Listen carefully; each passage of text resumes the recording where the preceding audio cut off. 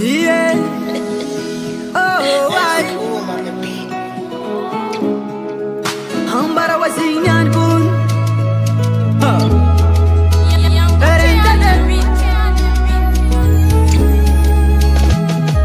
Rentsy magnaritsy mafoy mazanzalany naka kontsy adignako. Na de lavitra za tany misy zao fa mama mazava hoazy efa tsy miala agnaty fô.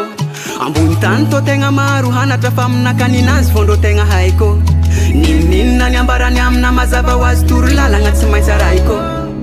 Maro re mandreny zay nirapaka amina nagnanatra fa tsisy nikonteky ry zala fa izy amina kakontsy azo soloagna.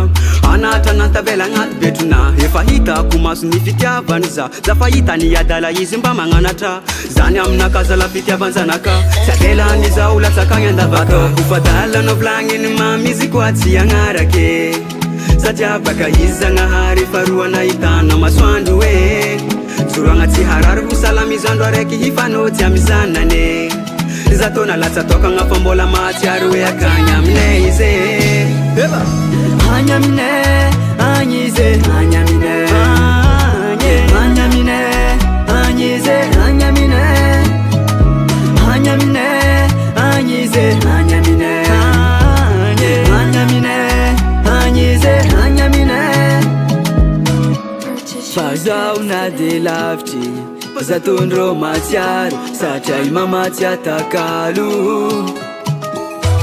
ry za matoky andro araiky agny atsika mboly iaro aza misy ny favalo fa izy zala tegna tiako marigny taloza tegna olo tsy azo anarigny fa izy mivolagna amy raha marigny nagnaraka zaho satria zaho zanany hanatra nansy avelako raraka antany nanoro lalagnizy tamizay mba vitany anketriny za tegna fiera managnanazy tsy agnatiagna zaho fiainako raha tokagna jazy ataoko fa dalana volagniny mamizy koa tsy agnarake satria baka izy zagnahary faroana hitana masoandro hoe zoroagna tsy harary ho salamizandro araiky hifanotsy amy zanane za tona latsa tokagna fa mbola mahatsiary hoe akagny aminay izy agny aminay agny izy agny aminay